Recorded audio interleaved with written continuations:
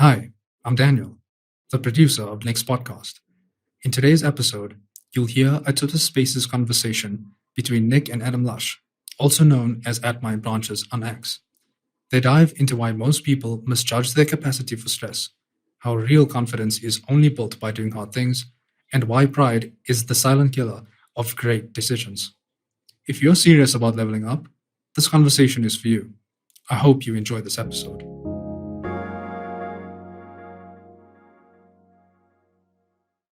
Adam, good evening.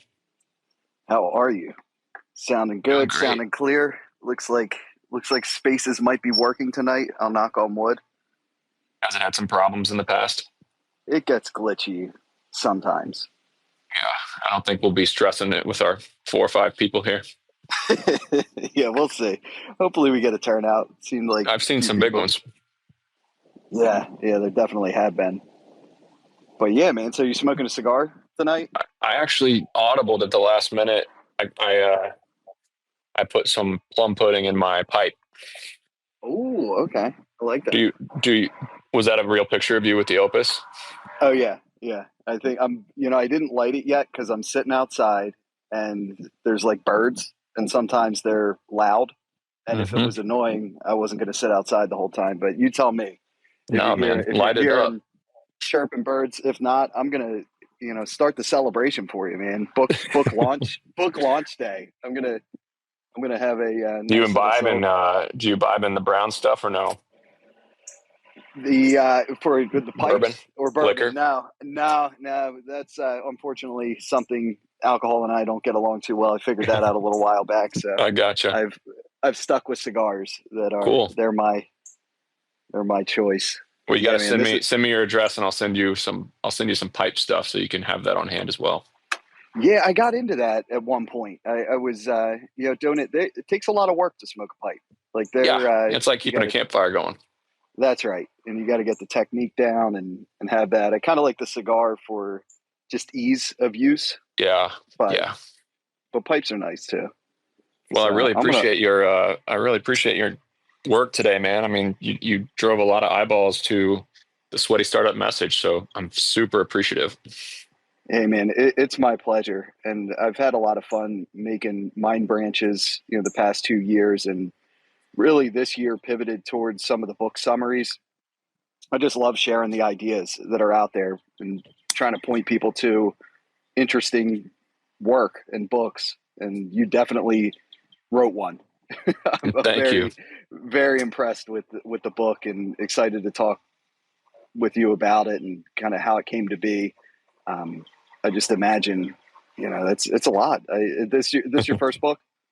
First book, man. Yeah, my goal was to be short, concise, and punchy, and I wrote the whole book once, and the editor's like, "Hold on, Nick, this is not a book. This is 600 Twitter posts meshed together. We got to redo this." And I was like, "Well, I don't want to write a book that has 2 or 3 golden nuggets and a bunch of repetitive, backup information." And they said, "Well, I have the person you need to meet. Her name's Julie, and she was my editor. And her and I spent the next 6 months finding a happy medium between telling a story that could be understood and also delivering a ton of short, punchy, concise business lessons through a ton of stories." One of the hardest things about writing the book was I told about 30 stories in there, from I'd say 15 from me and 15 from other entrepreneurs about how they got wealthy, their strategies, what they've done. And one of the hardest parts was figuring out who was okay with me saying their name and who was okay with me telling their exact story, and, working back and forth with these folks to change just enough things that they felt comfortable with me sharing it in the book. Yeah, I can see why, some might be guarded. I loved how transparent you were with all aspects of your journey, your entrepreneurial journey, your sweaty startup journey, going through your whole story, the ups and the downs, which, that's a reoccurring theme I was picking up on, that the ability to trudge through the downs are what separate those that have success from those that don't. Man, yeah, that's a that's a really important part of it. And I read and I follow so many entrepreneurs who don't share any of the downs.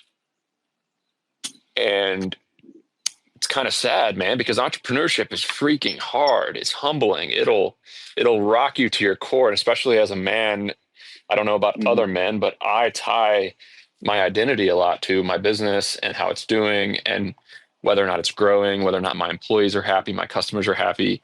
And when you tie your identity to something like that, on those hard days, man, it shakes you to your core as a Mhm. man. And so I felt like I owed it to everybody to tell those stories about the mistakes I've made, the weaknesses, the hard parts. And, I don't know, because yeah, like I said, just when you think business, you have it all figured out, it'll find a way to humble you. So I think that's Yeah. why we love playing the game.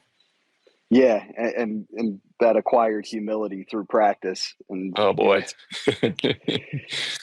I love that idea. When you talk about survivorship bias and a lot of you start talking in the book, talking about some of the trendier business books that are out there. Like what does startup mean? I'm going to come up with this Yeah. amazing, innovative idea. I'm going to change the world. Yep.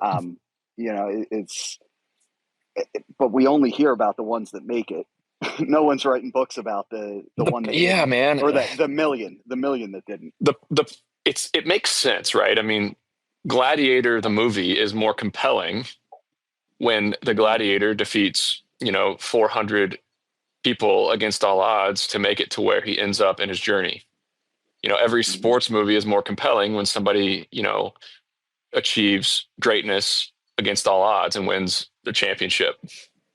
Every entrepreneur story is way sexier when it's a kid in their dorm at Harvard who invents the next social app that changes the entire world, or a guy who sells a company and says, "Hey, I'm going to build rockets and electric vehicles, even though every single person tells me that I can't, and I'm going to find a way to make it one of the most successful companies ever."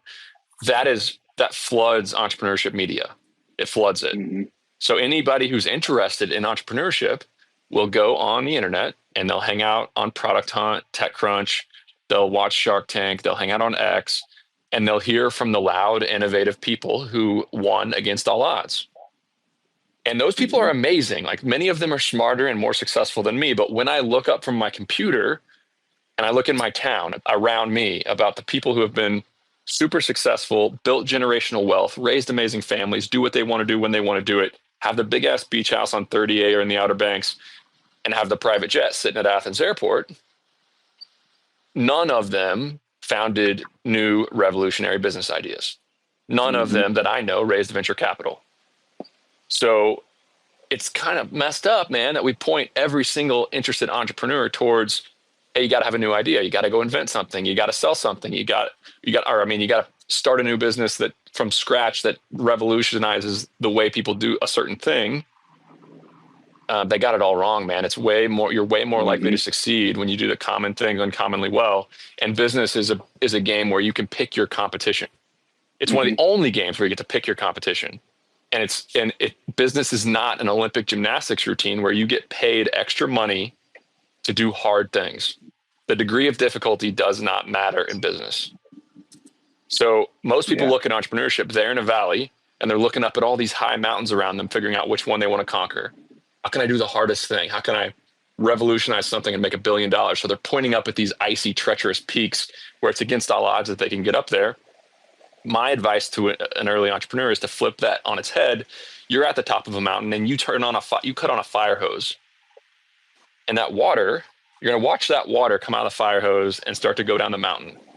What is that water going to do? It's going to find the path of least resistance to get to success, which changes for everybody. And a part of the book that I'm proud of is trying to figure out what your number actually is. Like, what's success mean to you? And then let's find the path of least resistance to get there.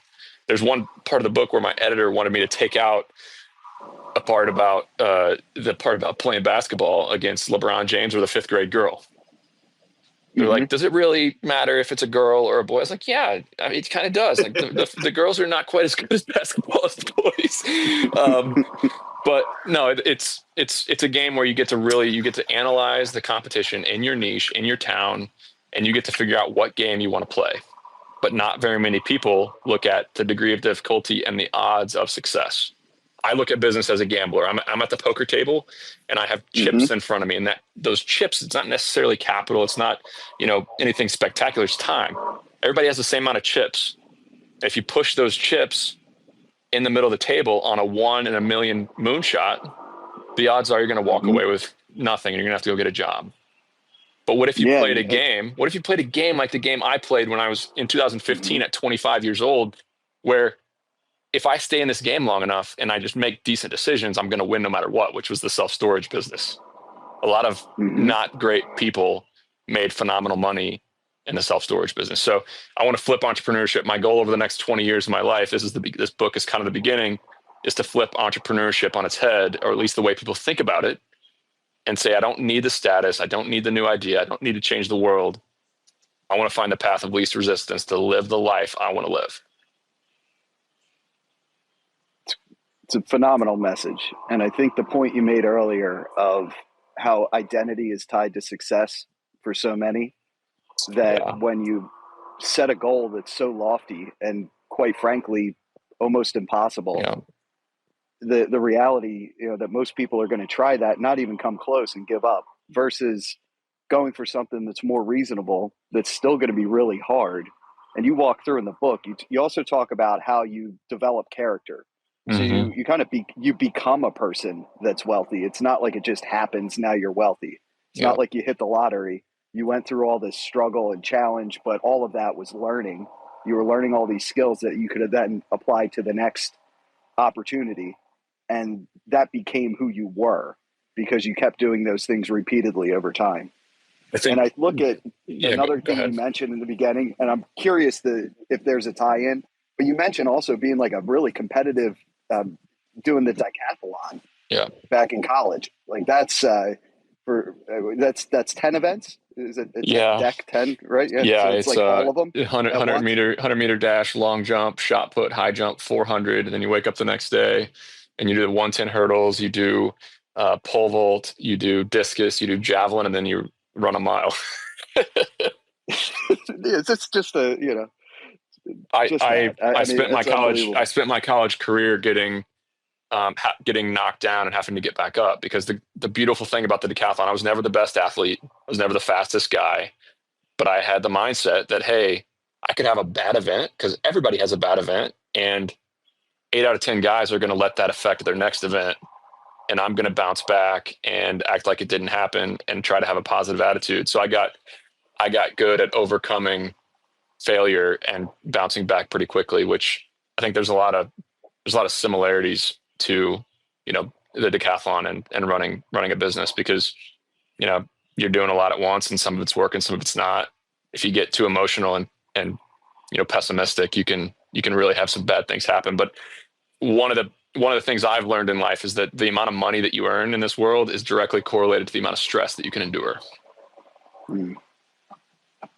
There's people who can get a flat tire on the way home from the grocery store or, running errands around town, and it can ruin their whole week. They're going to have a panic attack. They're going to, sit on the phone with their mom or their dad, even if they're 30 years old, trying to figure out what to do.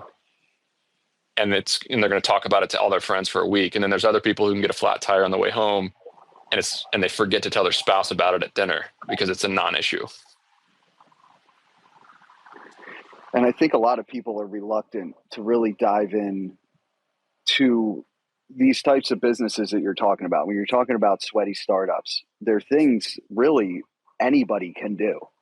With some effort and a little bit of intelligence and, just focus, almost anybody could do, some of these things that you're talking about. Yeah. I think I know a lot of phenomenally successful people who make an unbelievable amount of money simply because they're not insecure. Yeah. They're not spectacular people. None of us are, which is an odd thing. Yeah. Yeah, but very important. I think, one of the things, trap I think people fall into is they have that fantasy of doing that, super unicorn startup, and anything else, they just say, well, I don't want to try that. If I did apply myself to that, I could do it, but I don't want to. Yeah. I want to focus on this startup. And that becomes really a way to avoid doing those things that they could actually have success at. And I think it's a way to avoid the humility that's going to come when they actually try it and realize, oh, wow, like, that's not an easy thing to do. It was easier, when it was an idea in my head or on paper, but when I, start making phone calls, there's an example you have in the book where you talk about doing like 10 minutes of calls just to get a feel for what the local environment is for some of these businesses. I'm actually sitting in the spot right now. I'm sitting in the same chair I was sitting in when that happened with my buddy. It's such an amazing story. Would you like for me to tell it? I would, yeah. Buddy of mine in town calls me and he's like, Nick, I got a business idea. This is a good friend. We play golf. Our wives are best friends. And he's like, I got a business idea, thinking about, leaving my W-2 job and starting this business. I want to come over and talk about it. And like, all right, come over, let's smoke a cigar and drink some bourbon, which is what I'm doing right now. We're sitting in this exact spot on my back deck. It was Sunday afternoon, like 4 p.m. Our kids were playing in the backyard. Wives were inside chatting. And he goes, I want to start a house painting company. He's like, I've researched a couple different franchises to potentially buy. I've gotten the packets. I know what the initial investment is. I've talked to some potential investors. I've built my pro forma. I've made a marketing plan. I bought a domain. I got a website or a logo designed on 99 Designs. I built a website myself on WordPress. I've priced out some rigs. I'm ready to start a house painting business. What do you think? And he had done 3 months worth of work on the side. And I go, dude, it doesn't matter what I think. And he looks at me funny. He's like, what are you talking about? You're the guy who wrote the book on sweaty startups. I was like, man, it doesn't matter what I think. It matters what the market thinks. And I picked up my phone and I typed in house painting near me on Google. And, a couple companies popped up near my house and I called the first one. Guy answered on the second ring. He's like, this is Sunday afternoon at 4 p.m. Answers on the second ring. And he's like, yeah, he's super professional. He was talking about how he painted Athens Church. He's done some deals with UGA. He's got the best crews in the business. He does this and that, blah, blah, blah. And he can be out at my house tomorrow morning to quote the job.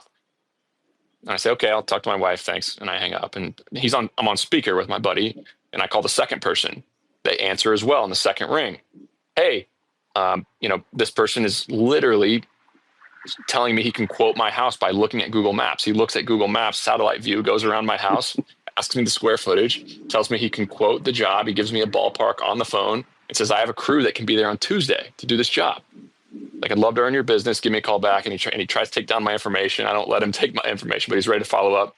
So I hang up, call the third one. This is Sunday afternoon. He answers as well, second ring. And he says, I'll do anything I can do to earn your business. I'll beat any price that you get, and I can be there tomorrow morning with my crew to paint your house. And I hang up the phone, and I look at my buddy, and I go, hey, does it matter what I think? What do you think now? And he was amazing. He was a little bit sad, but I saved him a lot of headache.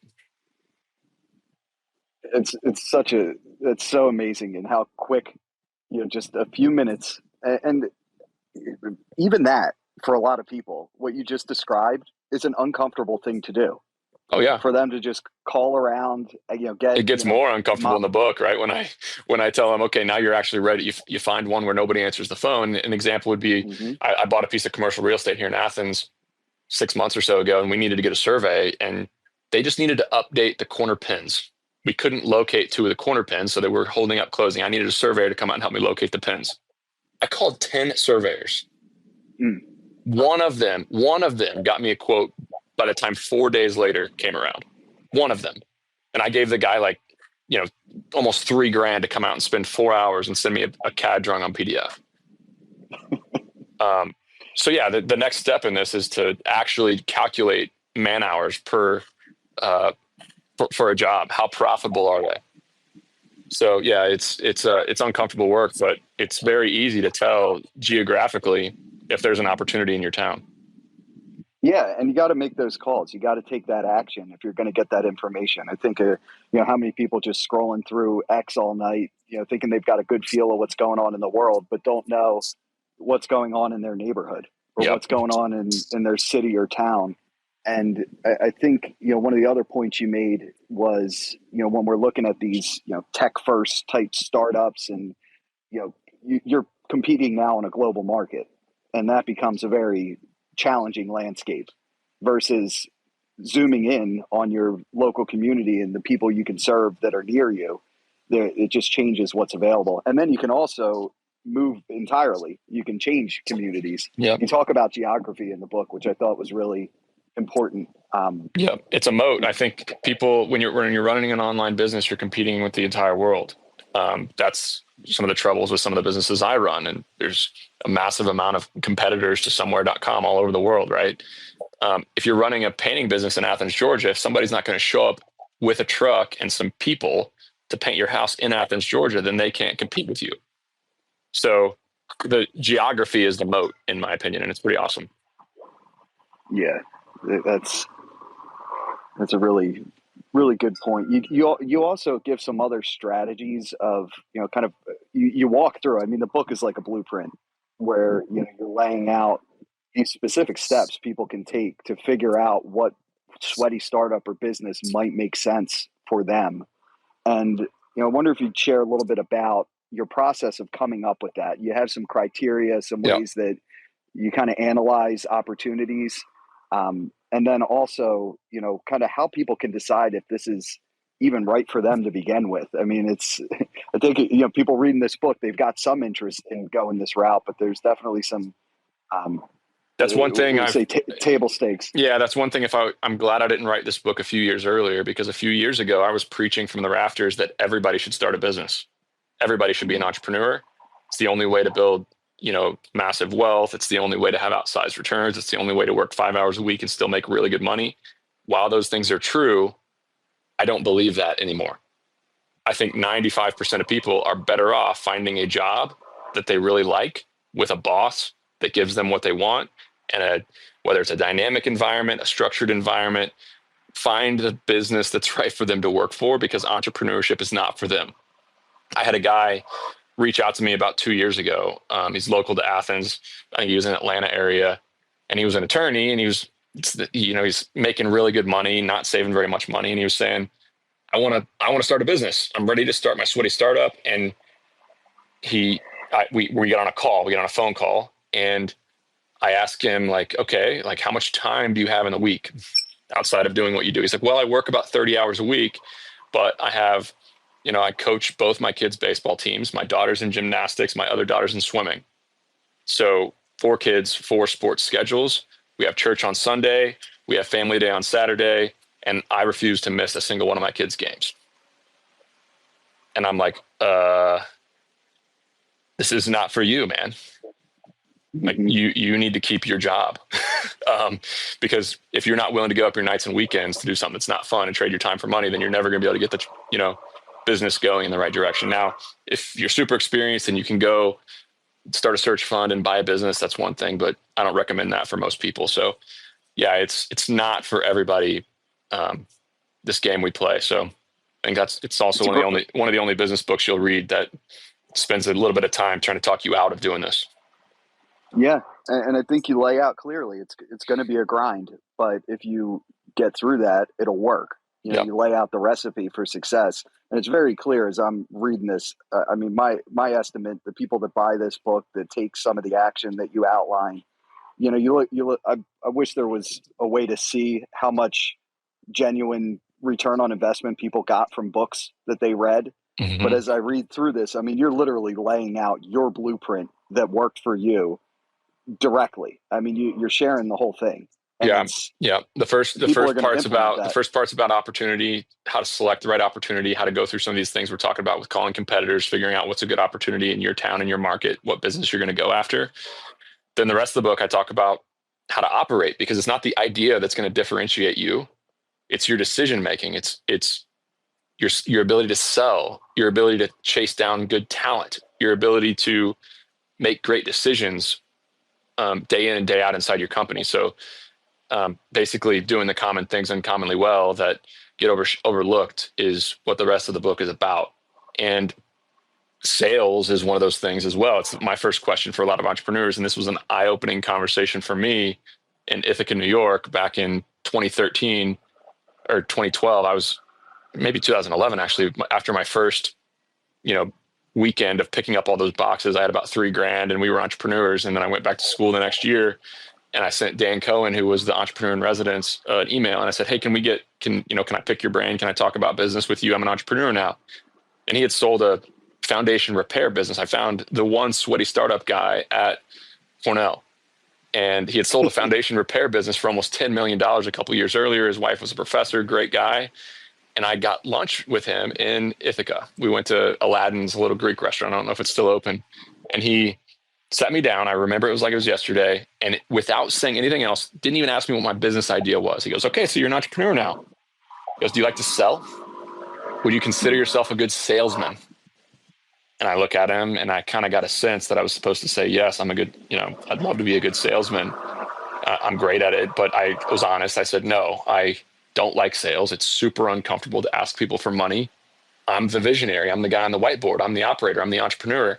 And he kind of rolls his eyes and he goes, look, Nick, you need to accept this as fact today. And if you don't like sales, you need to go get a job, because your life from now on, every single part of your life will be sales. You're going to be selling your customers to buy from you, but you're also going to have to sell every single employee on trusting you because you don't have a real company. So how are they going to come work for you? You have to trust vendors to give you credit to sell to you. You're going to have to, sell these real estate owners to lease you storage space, even though you don't have credit and you're 22 years old. We were trying to lease, 30,000 square foot warehouses in Boston. I had to put my sales hat on to make that happen. And he went on and told me about every single part of being an entrepreneur is sales all the time, because nobody does what they don't want to do unless there's something in it for them. And everybody in the world is selfish. So if you think about you and not them, and you don't create win-win environments for everybody, you're never going to succeed. And I walked out of there dejected, man. And luckily over the next few weeks, I took that to heart and committed to getting good at sales. And I use it in every area of my life today. So that's a big part of the book. It's like they're adding another event to the decathlon of business. It's like, well, now you got to get good at sales too if you're going to succeed. Okay, I'll go learn that. But Well you're said. only going to get good. You're only going to get good by doing it, and that's like, it's very clear as I read through how you lay out your story that you're doing these things that are on the edge of your comfort zone, and you're expanding that comfort zone as you go, and you're also getting stronger in these different areas and of your life and business as you go through these challenges that come up by pushing that comfort zone. And that's the thing, is that all these skills that I talk about in my book are muscles. They're muscles. They're not things that you can read about in a book or listen to in a podcast or find on YouTube or follow on Twitter. They are muscles where, yes, it helps to have these things, show you the way. But if you're not in the trenches doing it, if you're not in the gym lifting the weight, you'll never build the muscle. So people want to build muscle like Arnold Schwarzenegger, and they read and study Arnold Schwarzenegger. They build their workout plan. They take their supplements. They do everything but go to the gym and lift the weights. And that's not how business works. Yeah, you can't teach a kid to ride a bike at a seminar. Was that one of the old sales books? But you got to get out there. You got to do it, and you got to get beat up. I mean, really, to show yourself that you can handle it. I love it. You get to some really deep kind of experiences that you went through in business that right to the breaking point, and you share that in the book, which I think it's amazing, because to be able to read that and see, oh, look, that means all these people that are successful that I know, they're all human also. And there's a real good chance they've dealt with some of these very challenging things, but it's just so rare that you hear that or you see it shared that way. And I think that's so crucial for people to know that that's what's going on. We got a good crowd here, man.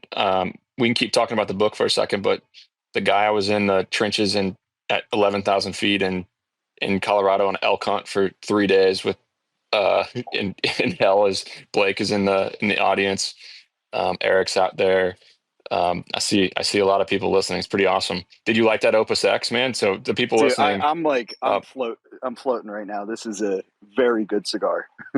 Yeah, just to let everybody know here, I'm smoking a pipe with plum pudding, which is a English tobacco by Seattle Pipe Club. It's really good. I'm drinking Pappy 20, and you are smoking a world class cigar. Opus X is probably the most coveted cigar brand in the world, I would say. So I dug into the humidor because I wanted to celebrate along with you. You know, book launch, big deal, and I'm always looking for an excuse to smoke a good cigar. So I dug in and I pulled out. It's a 2018 Family Reserve Opus X Shark. So for those that Wow, know cigars, how long has it been on humidity? How long have you had it? well, since 2018, it's been sitting in some form of a humidor somewhere. I've had it for a couple years now. I've got a pretty, deep stash in the humidor where I let them sit and, kind of Amazing. mix in. And then I get some that, just get a Padron here or there. But every now and then there's a good occasion. And this was one. So Yeah, wanted to celebrate tobacco that. is one of those things. Tobacco is one of those things where 5 years on 69 or 70% humidity will make a $5 cigar taste like a $50 cigar. And Yep. if you get $100 cigar and let it sit for 7 years on perfect humidity, holy cow, it gets all kinds of unique flavors. Yeah, it's very nice. So I'm definitely enjoying that as well as this conversation and as well as reading the book. I just I love And I the guess I'll let some folks know as well that if you bought a copy of the book, send a DM to me and I'll give you access for a year to a new community that we're building around the book. So I think 400 or 500 people already sent me an email or a DM today that they bought the book. We're going to be getting them into the community over the next uh, week or so, and we're going to have some events and help each other. And it's not going to be for anybody except the folks who buy the book at this point. So if you bought the book, you can come in the community and we'll collaborate and have some fun. that's very cool. That's a great bonus add-on. What All right. Well, what would you like to how discuss next? how was it writing a book? I mean, you're an entrepreneur. You've got all these businesses you're running. You're doing all this stuff, and then you decide, okay, I'm going to write a book. How Mm-hmm. how did that come about? Well, I knew I needed to write it. I had started looking into this in 2022, early 2023, and then I realized really quick that it's a 18-month journey because there's different runs. You gotta edit, you gotta do cover art, you gotta have the distribution plan, you gotta print, you gotta record the audiobook, and you gotta first you gotta sell the proposal, you gotta build a proposal and sell it to the publisher. So I got turned off by 18 months because I'm pretty good at the adult marshmallow test of delayed gratification, but I don't like waiting 18 months to see the fruit of my labor when I can type 300 characters into Twitter and instantly be in front of thousands of people. I was used to that direct feedback. So I eventually got around to it. I wrote the proposal, sold the book to HarperCollins in late October of 2023. Got my advance, and 2 weeks later, Marshall called me about somewhere.com. So the timing could not have been worse. I just committed to writing a 250-page book that's going to be my legacy in writing. And then boom, all of a sudden I'm buying and raising $20 million and buying a massive business. So the timing was not great, but I thought it was going to be easy. I hired somebody who was going to help me write the book. I had a bunch of my tweets compiled that got the most engagement. I had the perfect plan to write the book. And like I said, I turned that first copy into my actually, I read the first chapter from kind of my ghostwriter helper, and he was amazing. He did a phenomenal job, but it just was not my voice. And I realized right then, hey, Nick, like your idea of having a ghostwriter write this book is not going to work. You have to write this book. So I came to that realization. Then I wrote the book and I turned it in, and the editor said, this is not good, and you need to redo this. So I spent July of 2024 when I was in Colorado getting harassed on the internet and buying and writing the majority of the book in July. So it was fun. Wow. Yeah, to throw a book in the mix with all of that. I mean, that's a lot. And Yeah. and I'm glad the publisher got that recommendation across or was that you in your voice? I mean, it's It's Yeah, very yeah. clear. It's Hollis Heimbeck for Harper Business, HarperCollins. She's amazing. I mean, she's edited and published, you know, 10 plus New York Times #1 bestsellers. She has an unbelievable resume, and she was not afraid. And I take feedback. I told her at the beginning, look, I take feedback phenomenally well. Like, I want to write a great book. Do not mince words. And so she was honest with me. I was lucky. Yeah, it's such a personal book. I mean, it's a business book. It's about sweaty startups. It's a guidebook for people, but it's very personal. Like so having your voice and hearing your story through there, and your stories of what worked, the challenges. I mean, it's just very powerful to read it that way. And then Eric yeah, says, what's your favorite? We're getting a couple comments here. Juliano bought the book. Stoic Zero bought the book. Thank you.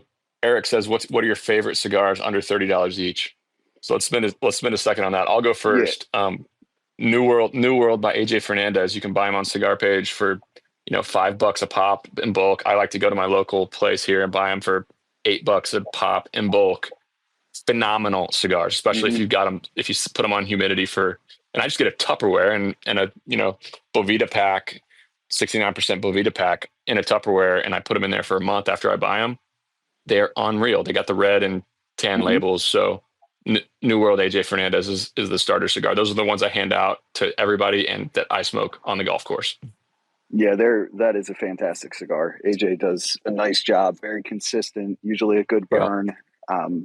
Amazing solid, burn. Well built, very affordable cigar. $30 was you can do a lot with $30. Oh man, with cigars. Yeah, I mean, you can get Davidoffs. Like you can get amazing cigars for $30.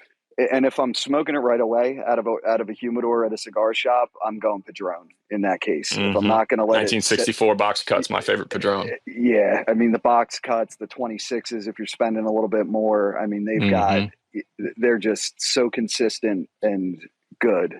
That would be my vote. Yeah, at 30, it's Padron. You're right.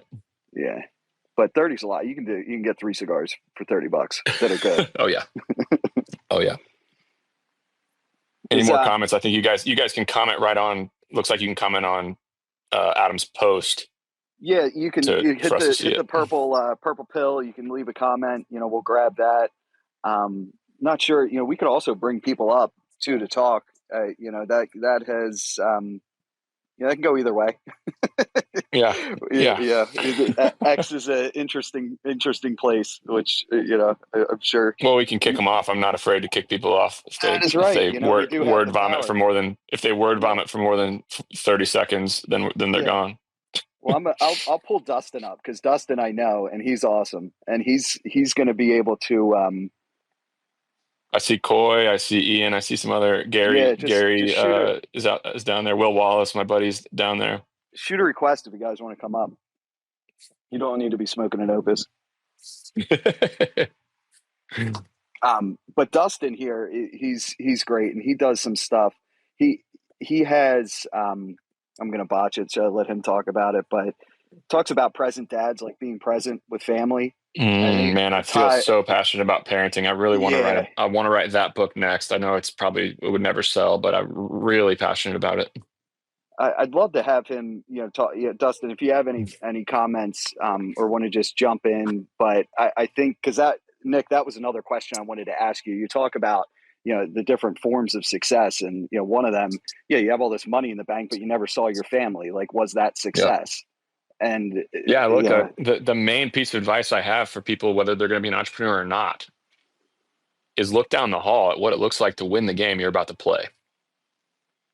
I tell the very, very sad story of my buddy who had won the game, like literally Columbia Law School, the best judge, perfect score in the LSAT, Harvard undergrad, best judge clerkship, gets a job at William and Connolly in New York, in DC as a litigator. Absolutely smashing it, making $1 million a year, but literally devoting 80 hours a week of his life to the job. And finally gets married. He's 30 plus, and he's about to have a baby. His wife gets pregnant, and he goes into his partner's office and says, "Hey, you put me on a case in New York City in September," or it's like July. And he's like, "You just put me on a case. Like, I'm going to be in the hotel in New York City representing our client in October. I can't take that job. Like, you got to put me on a different case." because my wife's going to have a baby and I'm not going to, like, it's ridiculous. I don't want to miss the birth of my first child. And the partner at the law firm looks at him. He's like, do you know what job you have here, bud? Do you know that any attorney in America would kill for the job you have? Do you know you're pulling down 7 figures and you're going to be a partner in 2 or 3 years? Like, suck it up, man. We've been doing this for forever. And he kind of looks around at the guy who's sitting across from him, and the guy's 55, overweight, divorced, doesn't know his kids, but he's rich as hell. And he's like, fuck this. And he throws a big fit in the office. Literally throws a fit in front of this boss, like tell him the guy told the guy off, grabbed all his shit and walked away from $1 million a year job. Yeah. Because the game he was playing wasn't worth winning. Yeah. You had the line in the book. I found it. A lot of careers are like hot dog eating contests. If you get really good at eating hot dogs, you just get rewarded with more hot dogs. I stole that from Buffett. That's hilarious. Yeah. So true though. I mean, and that's what a lot of people are just on that, rat race treadmill of, getting more and just for what? And that's I've decided that I'm not gonna trash doctors and lawyers anymore on Twitter, because I have a lot of good friends who are doctors and lawyers, and I'm actually very appreciative of what they do. Lawyers are unbelievably valuable to businesses. Most people don't understand the high level and high stress work that they do. And of course, doctors are overworked and underpaid and bullied their entire lives. So I'm not going to publicly drag them, but man, oh man, like, I really hope that my child doesn't become a doctor or a lawyer or marry a doctor or a lawyer, because you look at the odds of what it's like to win that game, and man, it's brutal. Yeah. Speaking Dustin, of doctors, Dustin, you want to speak? Yeah. Speaking of doctors.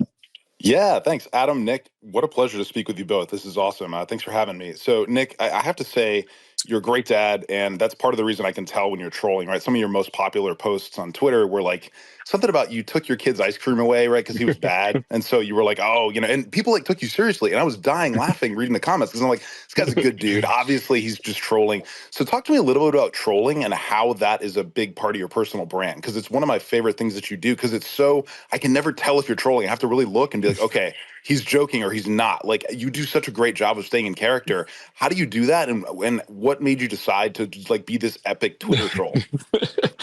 I'll say that it's my personality, and it's the fact that I'm a pick and I have a unique sense of humor. I don't know that it's a positive for my brand.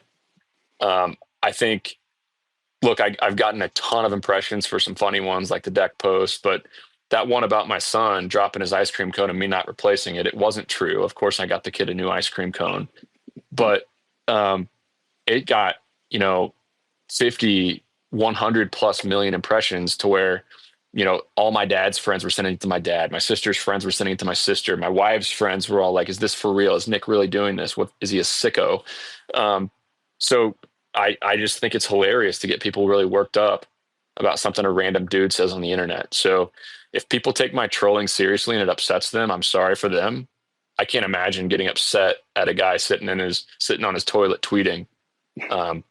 So it is what it is, I guess. I can take the heat now. It's great. It's good content. I think. What the hell? I mean, X is such an interesting place.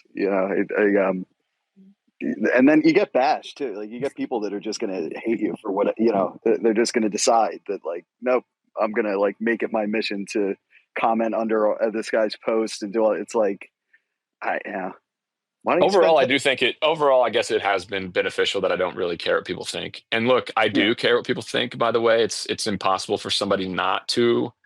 I don't care what, Mom's Basement, 42069, Call of Duty, dressing like a wizard, casting spells in their mom's basement. I don't care what those people think of me, but I do care when like respectful members of the community talk trash about me behind my back and say negative things. I don't love that, but it's pretty rare that people do that.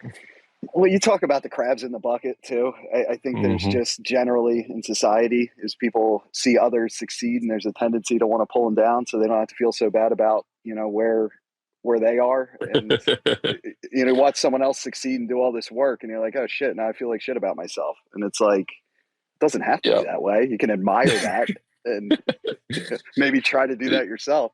Yeah, if only everybody looked at the world through an abundance mentality of, somebody else winning doesn't necessarily mean I'm losing because of it. Anybody else want to come up and say anything? Dustin, you got anything else? But if anybody wants to ask a question, request, and we'll let you up here. Yeah, Nick, since I have you, what point is it okay to stop caring what people think? Because I know, like, as a young man or as a boy, it's not necessarily healthy. If you don't care what people think, you're going to get beat up in the schoolyard, right? So I feel like that's something you kind of have to earn. Have you thought about how you're going to teach your kids to make that transition from, okay, I do care, this matters, what my teacher says matters, whatever, and then maybe 25 or 30, you've hit a business and now you don't have to care anymore? Like, where's that? How do you teach that? Well, I think there's a balance between humility and, this irrational confidence and ego that some entrepreneurs have.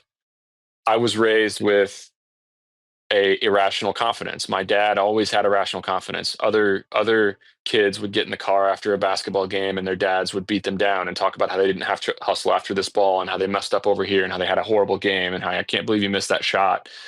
My dad never did that. My dad built me up. He treated my mom with respect. So I watched a loving relationship. I watched a mother who was secure in her relationship.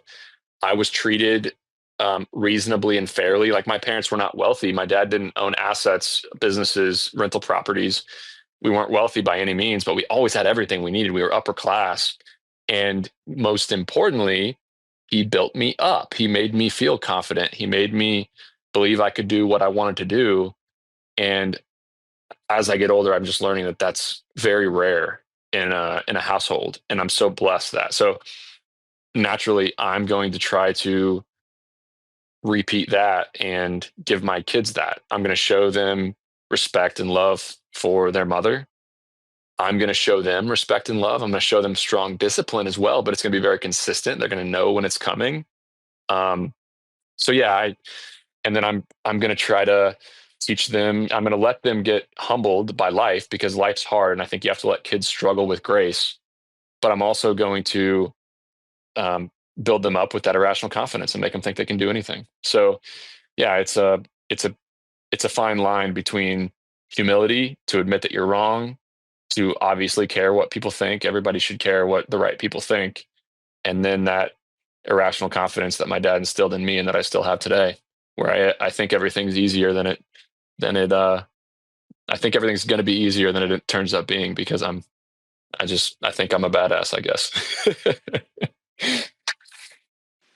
And then you do it and then you become a badass, you know? Or you look like an idiot and you got to take both sides. You just get beat up and they realize, oh shit, I'm not a badass yet. Yeah, I was bullied pretty hard in high school, not in high school, in kind of elementary, junior high. Some pretty traumatic bullying. I hope nobody has to go through that, but made me stronger. I don't know. Yeah. I think with your kids are adorable. You had that post where your son's calling it the sweetie startup. It's so cute. And I cut it off just a little too early. He was running in the house. He's like, Everett's like, I'm going to go read it right now. And then Timothy's running after him saying, it doesn't even have pictures. Yeah. Well, and I believe it sounded as he was reading it like he was actually going to go read it. So do you have you having your kids read books? Are they, because reading is, I don't know, man, it's tough. Not many people are taking the time to sit down and read books now. Well, you know what the problem is? You know what the problem is that kids obviously don't have the attention span for books when they're watching shorts on YouTube and playing Minecraft and video games. So we do not watch anything but full-length shows in my house on TV, and there's no YouTube shorts and there's no video games in my house. So my kids do have the attention span to make origami and draw and paint and read books. So it's pretty simple that if you flood your kid's brain with, extreme dopamine, that they're not going to give a shit about learning how to golf or, doing hard things that take a little bit of focus or reading books. So I think video Yeah. games are a total nightmare disaster for society. Yeah, and I mean our whole, like the YouTube Shorts, the X feed, the video Yep. games, it's just such a short attention span. I mean, one of my goals with Mind Branch was Yeah, I think 10% of people who buy a book read it, right? Yeah. Is that right? It sounds So right. all these people are getting excited and ordering my book, and nobody's going to freaking read it. They're just going to scroll Twitter instead. Yeah, I get excited. A lot of people bookmark my Mind Branches, and I'm curious how many of them go back to read those bookmarks and read through the thing. That was my goal with Mind Branches, was to at least slow down the scroll, where people could like slow down, Yeah. interact, get some of the ideas, kind of be that Yep. transition to like, okay, now this is interesting, and then hopefully get the people interested. What the enough Mind to Branches buy the do, book. what the Mind Branches do is it keeps you from wasting time with bad books too. Like you get an idea for the content, and if it's for you or not, and then you can kind of commit and dive in. I love that about it. Yeah, I'm big on that. If I'm ever reading I love reading. I read books all the time and cruise through them. I've gotten to a point where I can read a book very quickly too. So I guess you can read mine in probably 3 or 4 hours, right? Because the audiobook's 5.5. I read it in a night. I mean, went through. I mean, it was intense read, really good. But I cruised through it, and just how it's written, it's very engaging. Now, I didn't stop to do the exercises, which if I'm gonna get money back out of that book, there's work I have to do. And it's very clear in your book. You lay it out that way, that this is, not a recipe for some magic idea that's just going to immediately turn you into a rich person. It's a blueprint for the things you need to do to become wealthy. And it's a different thing than a lot of other books that are out there. It's like, here's the idea, and once you have that magic idea, it's all going to come together. And it's more you got to build the character and become that person. And that's a process. Anybody that's tried to change any meaningful thing in their life is going to know that that's not something that happens quickly. Yep, exactly. Let's bring up Stoic Zero, and then we got Boyce. And if anybody else wants to ask a question or make a statement, go ahead and request. Hey, thanks. I'll try and make it quick. Firstly, thanks for writing the book, Nick. I've been on your list for quite a while, and just been following your work. So I'm excited to get the book in the next couple of days from Amazon. Thank you. Thank you. Quick question I had was, so I'm in my late 40s, and I've been in the IT corporate world for the duration of my career. And unfortunately or fortunately, those are the only kind of skills I have. I've thought about a lot of online kind of businesses, e-commerce, et cetera. But I think you mentioned this a few minutes ago. There's so much competition in that space. So what would you recommend? How much money do you need per month to pay all your bills? I have no debt. I don't have kids. I have no debt. So, how to pay my bills? Maybe 5-6 grand. What's your burn? Yeah, 5-6 grand maybe. I'm pretty. And how long a burn do you have? If you made zero money now, how long could you pay all those bills? Oh, years and years. I have a significant amount of savings. So. And then what do you do? What do you got as far as your W-2? What's your total income? Right now, annually? It's probably around 200,000 in IT. Yeah. Man, amazing. So if you only need 5 or 6K to cover all your expenses, then I would go to sweatystartup.com/ideas. I'd look at that list of 200 plus business ideas. I'd go to chapter 4 of the book, and I would do the exercise with 10 business ideas that are realistic for you to start. 5 basic ones that are basically no cash up front. 3 a little bit more complex, where you got to make a little bit of an investment, and then 2 where it's a little bit riskier, where you got to either buy a franchise or buy a big truck or get some unique skill and spend some time investing, and then go through the exercise, figure out in your town which one has the best opportunity, and then go out and trade your time for money on nights, weekends, and vacation days until you're making 5 or 6 grand a month.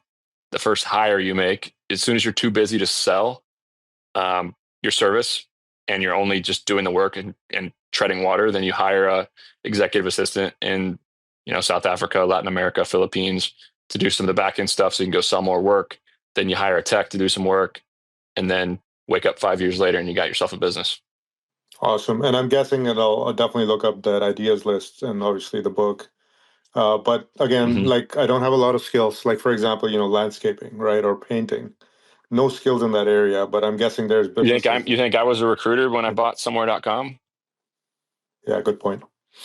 I didn't know anything about recruiting. You think I'd never worked for a moving company before when I started Storage Squad. I'd never worked at a storage company or even knew how to put together a real estate private equity deal when I raised the money to build that first self-storage facility. Gotcha. Thank you. So yeah, man, exciting stuff. But replacing 200 grand a year is going to be tough. So That's fine. if you got upward, I thought about that. Like, I'd rather. I'm kind of tired, like, without kind of going into too many details of the corporate, kind of politically charged corporate environment. Too yeah, much. yeah, I like, I read you.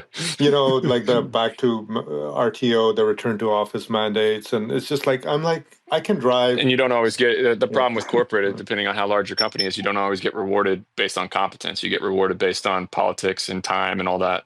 100%. And so I'm like, even if I pull in, let's say, 10 grand a month profit, kind of just doing what I Mhm. do, what I'm kind of like be a master of my own kind of destiny, so to say, then I'd be Yeah. a lot Well, happier. it seems like you're a good communicator and decision maker, and you can learn how to sell. And you can look. None of the skills in the Sweaty Startup book are are building a are working with your hands to deliver a niche service.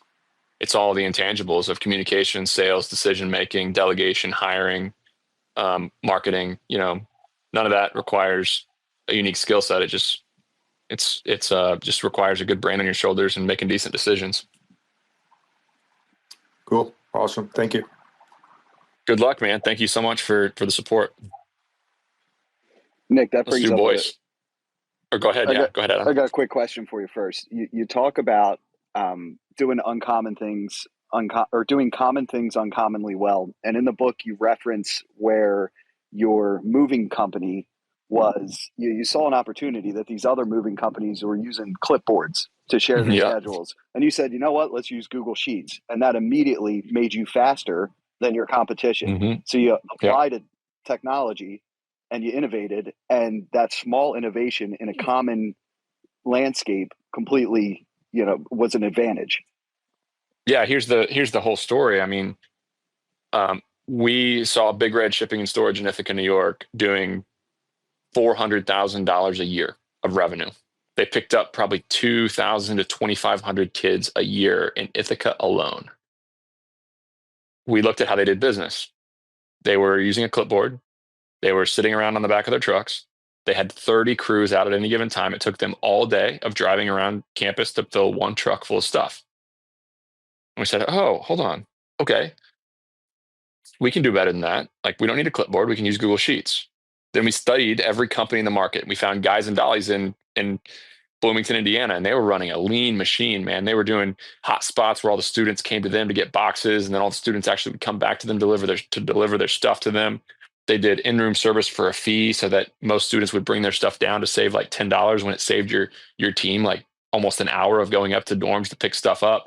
We did all of our billing. We found another company that did all of their billing by taking photos of all the stuff instead of having their person on the ground go through and categorize it all. They take a photo of it and send it to somebody in the Philippines to create the invoice.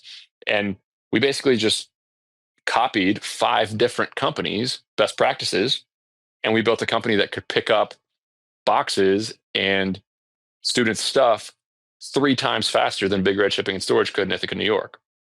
So we could charge 20% less money and make more money and have happy customers, because two guys could fill up 2 trucks in a day instead of 2 guys filling up 1.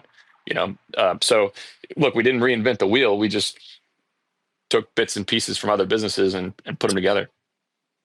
And you're tinkering with innovation. You're taking something that works and making it slightly better versus reinventing the whole wheel. Yep, exactly. I'm my hobby obsession thing that I've been really into past 2 years is playing with this new generative AI. It's one of the ways I make my mind branches. I've been learning about it. My big takeaway for myself has been it's a tool that can make people better at whatever they want to be better at. And as I was reading your book, I'm like, you're laying out a map here for anybody to start a business that is likely to be wildly successful with some minor changes towards their strategy as far as how they relate to the competition. But now you got these tools. Like, not only do you have Google Sheets and email, you now have ChatGPT that you can say, hey, I need a contract for XYZ. How do I do that? I need like that becomes a great tool for anybody looking to start one of these types of businesses. Yep. I wholeheartedly agree with you. We got boys? Russell Lowry. We got Russell in the crowd. He's a good buddy of mine. We got Coy Davidson. Somebody needs to come up and ask a question. But yeah, let's let Boyce go now. Hey, can you guys hear me fine? We can. Loud and clear. All right. So there's two projects that I'm currently working on. One is just personal project, and the other main thing that I wanted to work on was kind of relating to the title of this space is the boring things, and then I wanted to focus on the tax and accounting software business. Mm-hmm. And honestly, like I have like almost zero knowledge of like tax and accounting as a CS major, but I wanted to kind of leverage the networking and then like connect to the CPAs and account like the people in the space. And like 10 minutes ago, like I asked one of the guys, is there anything that AI can replace? And like I was offering him to pay for his time as for advice, but he was like, I'm free. I'm like happy to help for free of charge. And I was like, just out of good use of the time, Boyce, do you have a specific question for me? Is there importance of founder market fit, even though I have no knowledge of tax industry? Can I still work on the tax industry software, even though I might not be? Yeah, I mean, look, build an MVP that's pretty simple and go out and try to sell it first. And if you can't sell it, then you'll know that you don't have the competitive advantage to start the company. That'd be my advice. Software is hard. I'm not a software guy, so I'm not really the guy to talk to about that. I would much rather buy the CPA firm or get involved in owning one of the businesses that does it the old-fashioned way. So I'm maybe not the right guy to talk with, but I'd go out and try to sell it. And if you can, then off to the races. Okay. Can I just ask one more quick question? What do you think? How do you think like asking the smart questions for anything honestly is like important as in life? Like instead of like giving straight answers to people coming to you for advice, asking them smart questions. Do you think what do you think about smart questions like in general? Yeah, I love asking questions. When my employees come to me asking for my help, they very rarely get an answer. They almost always get questions. So I'm a pretty strong believer in that. Thanks, Boyce. I appreciate you. Okay, thank you.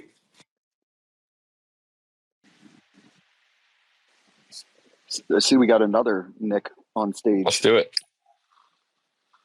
Oh, Gary, my buddy Gary requested. Jerry did too. Oh yeah, here, let me get him up. Nick, you want to go ahead? Nick O.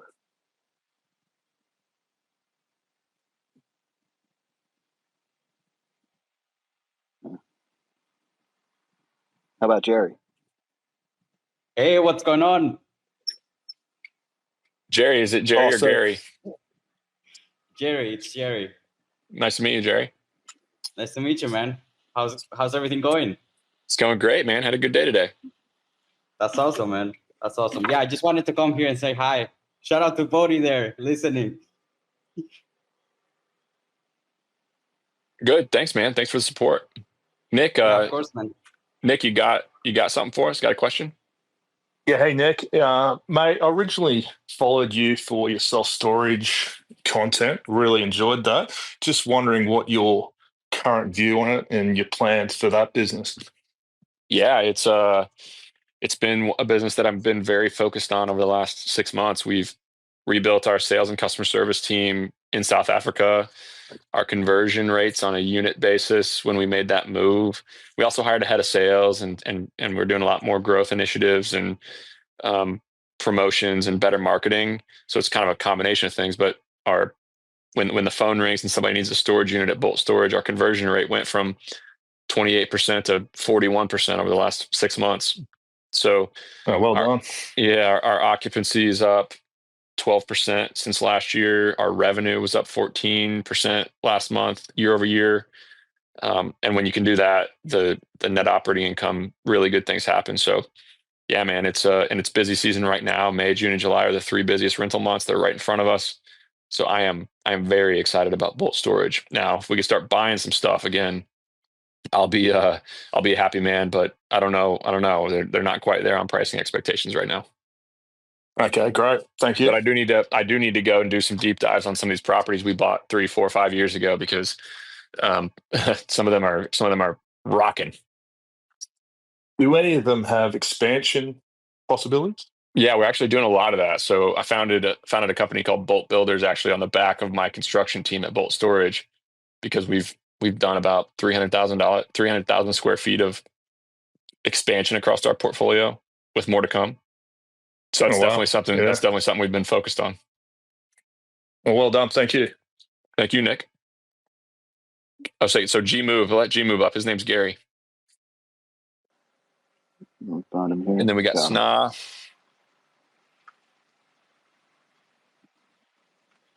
Gary. Hey, yeah, Gary here. Good evening, everybody. Congratulations, Nick. I do not have my book. I do not have my book in hand yet. I look forward to it, of course. I was wanting to speak on the mental aspect of writing. Of course, I was privy to your high country pursuits here in Colorado, and how pivotal was that when you had to reset from a ghostwriter to having that escapism, and how that segues into the mental health, both in that location as well as you being able to brain dump all the pressure and all you so generously shared, sometimes abrasively, but we get that. If you want to speak on removing yourself to focus on that and how that perhaps re-energized you. Yeah, and so to give some people some background, Gary's a friend of mine, lives out, is from out in Colorado. And when I was out there with my family in July, got to spend some time with Gary. But yeah, man, Colorado's freaking unbelievable. I want to spend a lot more time there in the future. I don't think I'll ever be able to live there because it's so far from all my business and my family. But I could definitely see myself owning a second home out there someday. But yeah, it sparked some creative energy with me. Like, I was working on somewhere on RE Cost Seg, on Bolt Storage during, the whole time I was there. And I was also writing a lot. But I was also hanging out with my kids and climbing up mountains and riding my mountain bike all over the place and drinking amazing beer in downtown Crested Butte. So it was an amazing period. And I think it definitely, the freedom and the relaxation and the decompression that came from Colorado is all over the pages of The Sweaty Startup, because I wrote the majority of the book when I was there. I love that. I have your back and boots on the ground. So look forward to getting it in my hand. And thanks again. Thanks for everything, Gary. All right, we got Sna now. All right, hey guys. I have a cigar-related question. With obviously New World cigars being quite high quality, and we've seen historically, sometimes Cuban cigars out of Cuba, while they've gone better, have issues. I don't know if you guys are big Cuban smokers, but any thoughts on buying Cuban? Is it something that you go special events, or you just don't do anymore because of the New World cigars and their quality? Thank you. Let's ask Adam his thoughts, and then I'll so to put in perspective on my end, I have over 1,000 cigars on humidity at my house right now, and only about 150 of them are New World. So I have a vast collection of many different types of cigars, but New World's just an intro cigar that I recommend a ton of people to, and I find myself still going back to over and over again. Go ahead, Adam. Yeah, that's a good one to have if you're smoking with people that don't smoke cigars a lot. I've handed people a Cuban and watched them, burn a quarter of it and then set it in the ashtray. Yeah, that's frustrating. Don't do that. But Cubans are good, but they are hard to get. They're hard to find. You got to keep the humidity right. If your humidity's off, I've had bug issues before. Me too, man. I had bugs. I And had bugs in mine. I'm not a huge fan of Cubans. My buddy, yeah, one of my friends, sent me some really good ones. I guess I just don't know how to buy them right. even if you get them right, like they can still, even good ones can have this, whatever those eggs are, that if they're at the wrong humidity, they just start hatching, and then they just eat all your cigars. Yeah, they eat holes in them all. Yeah. So you got to watch out for that. But you can still get good Cubans. I think Cubans are better aged, typically.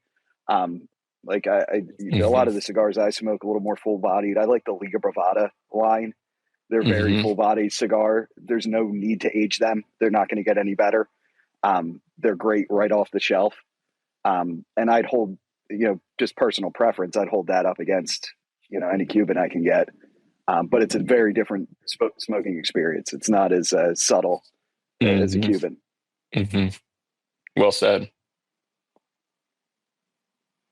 I miss my calling. I could have been one of the. I always get a kick out of it. Ever read those cigar review guys when they're talking about all the different notes and the flavors?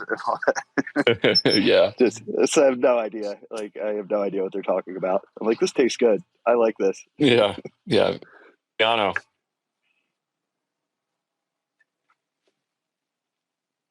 Oh yeah, let me get him up.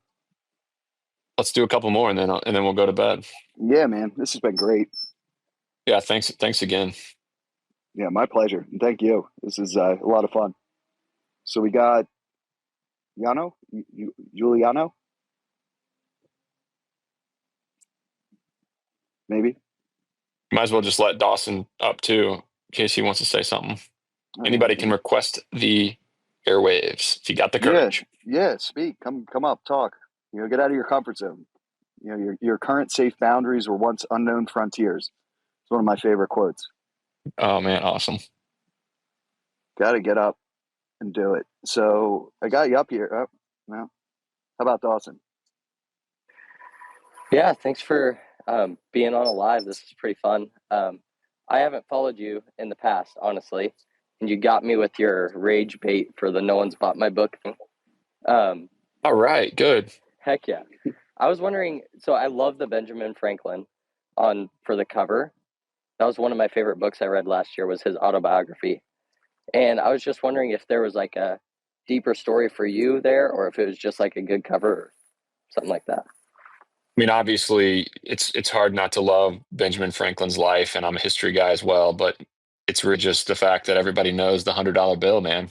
And it's I think the $100 bill, there's no feeling like having a couple crisp $100 bills in your hand in America. So, and that's the feeling you get when you start a sweaty startup and you go kick ass for a day and get some work done. So that's the iconic cover, in my opinion, is a sweaty Benjamin Franklin, because at the end of the day, in Ithaca, New York in 2011, me and my business partner were sweaty and tired, but we had some Benjamin Franklins in our pocket and we felt like we were on top of the world. Awesome.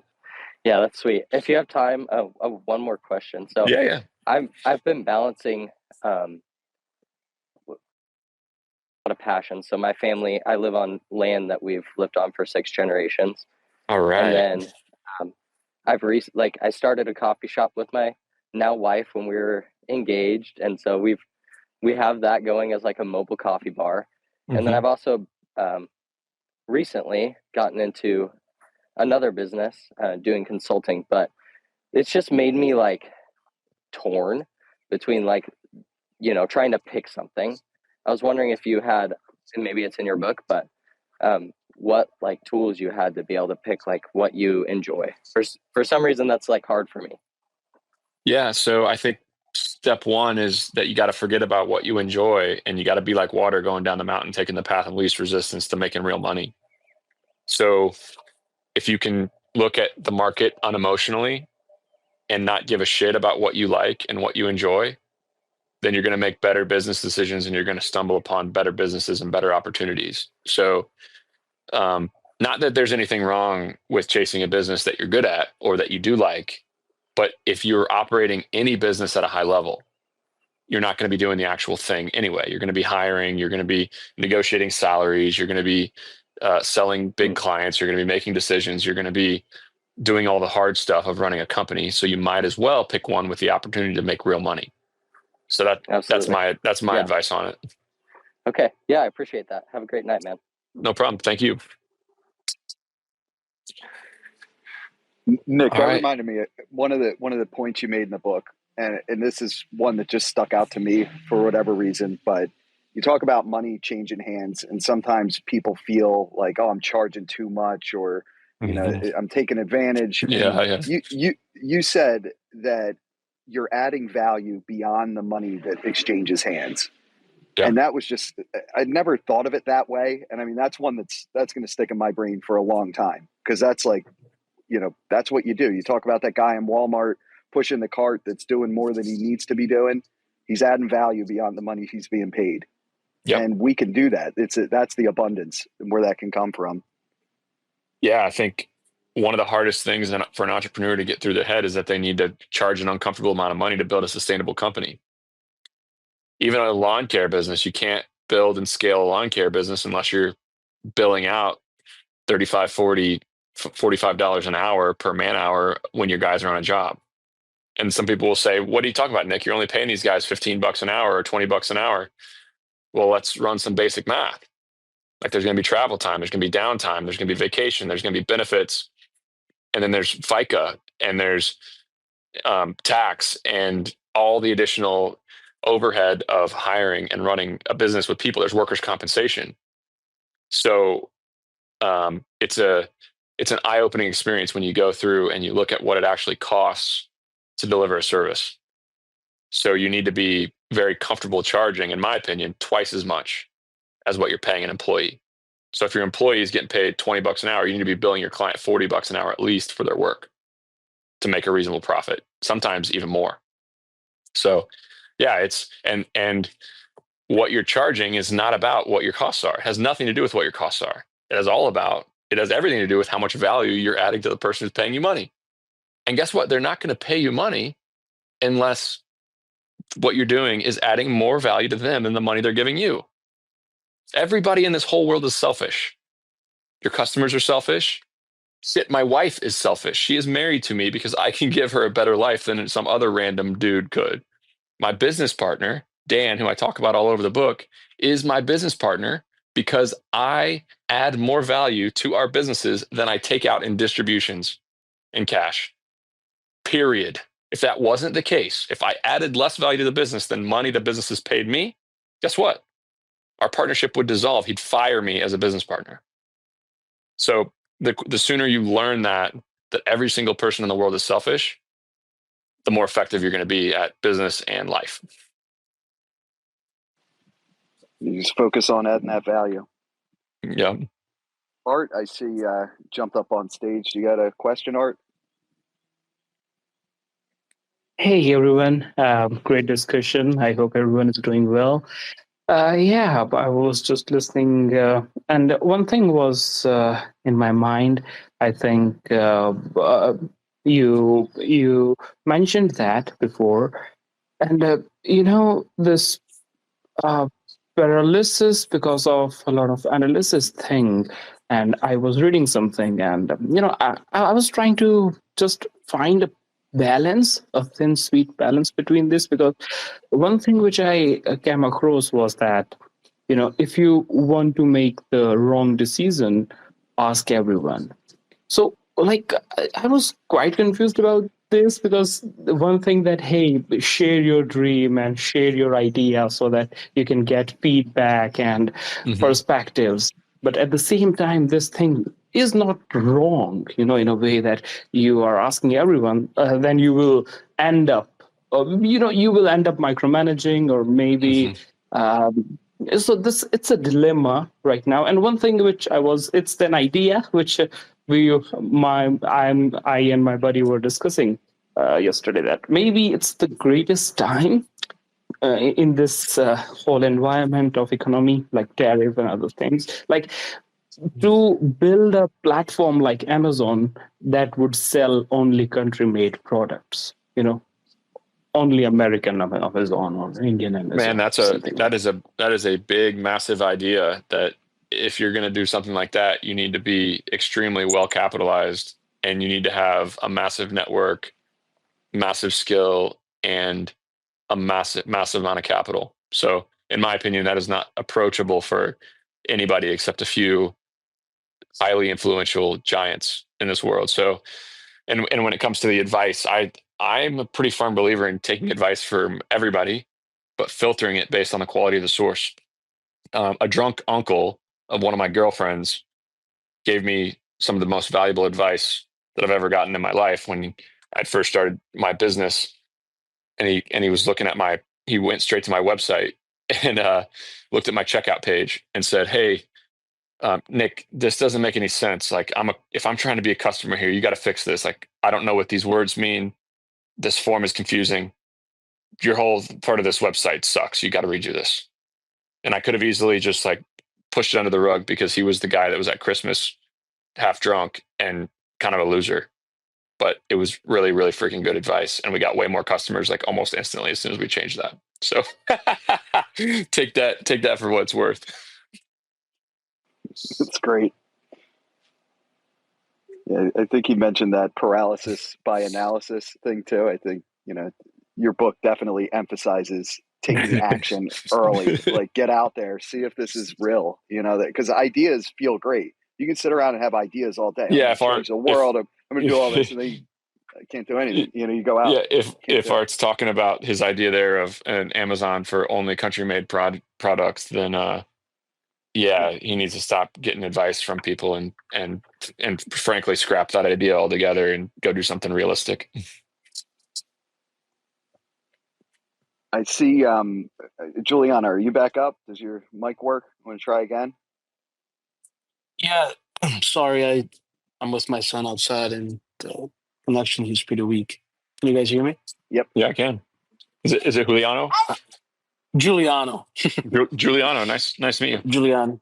Hey, nice to meet you, Nick. I stumbled upon this conversation, and it's really good. So I wanted to ask you a question. I have you on Twitter for a little while, so I see your posts. So I recently quit my job. I'm in real estate. I was able to replace my income. I had a 6 figures job. I replaced my income. I do real estate. I had a portfolio of long-term rentals, and now I focus on short-term rentals. All right, short-term man. rentals Congrats. the short-term rentals actually got me out of the job, but I was in tech before. But my model is we actually buy distressed properties, and then we create super properties like resorts. We build literally everything from pools to pickleball courts, and we make it a massive, nice, appealing property. Mm-hmm. Now, I stumbled upon a contractor. It took me a while. Okay, lost a lot of money. I went through several contractors. It was kind of a shit show, but it's part of the process, right?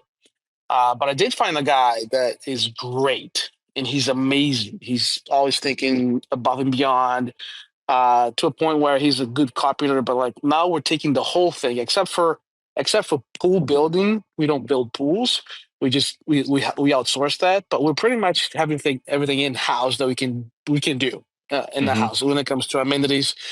And I'm trying to figure out like what kind of business should I build with this guy. So I've been reflecting about it because I know once you find the guy, the person, the people is the most important thing. And when you find them, I'm like, okay, we got to do something together. And he wants to do something together. He's really great and he's hungry. He wants to learn. He's hungry. He wants to grow.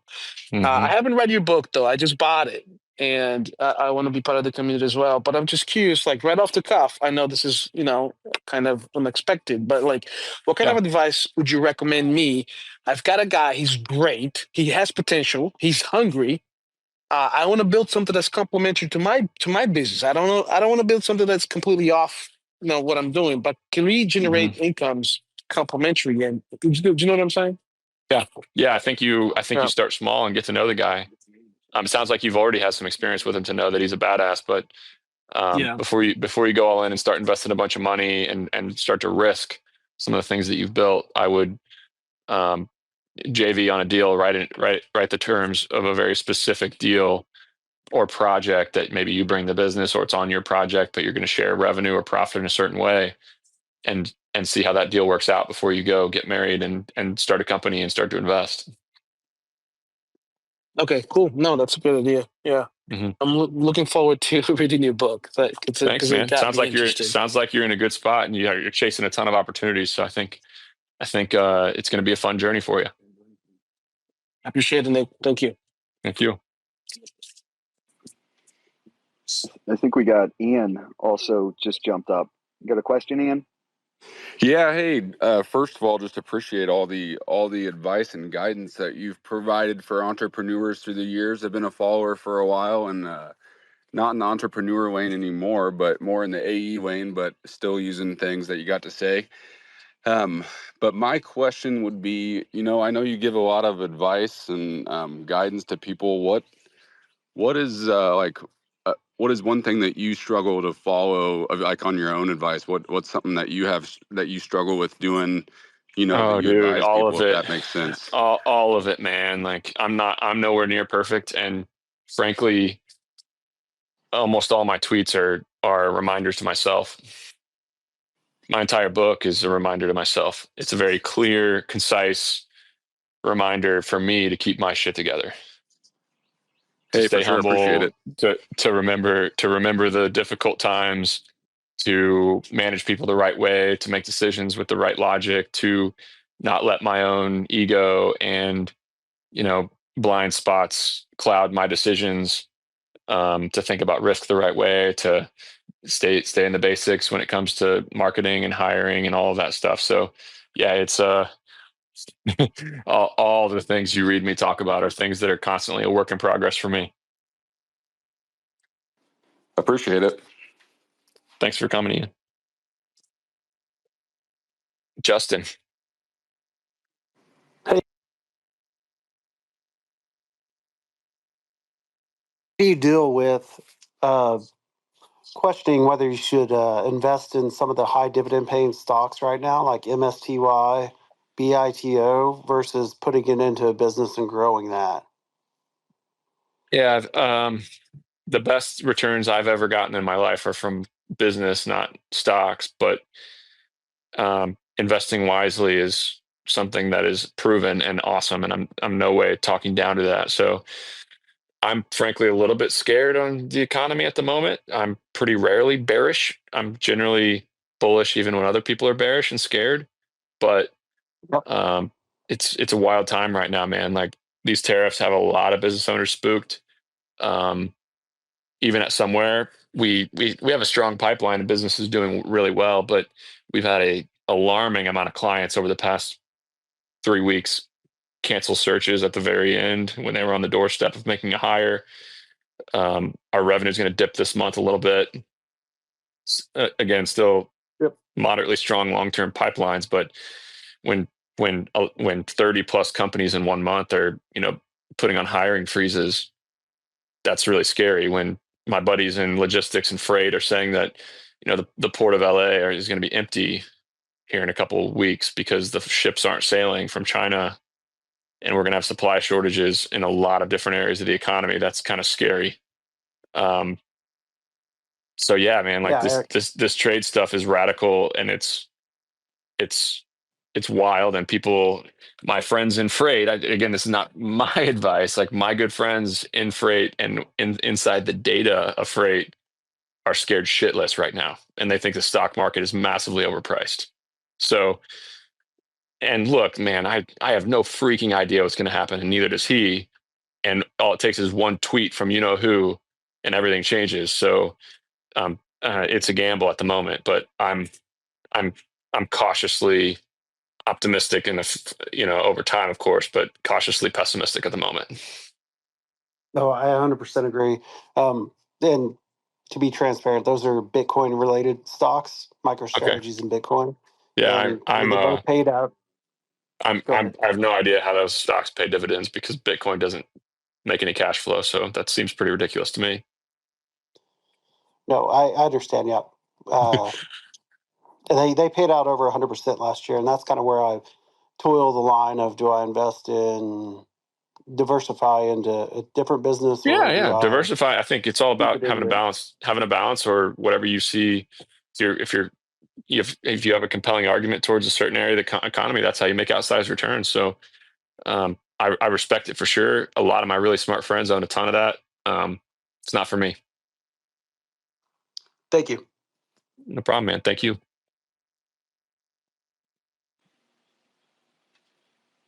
I don't think I see any other speakers coming up, and I checked the questions. Looks like we covered most of them. So if you want to start winding down and wrap it up. Yeah, I'll sign us off. I think if awesome. anybody is, first of all, thank you, Adam. Like, this is your mind branch today was really awesome.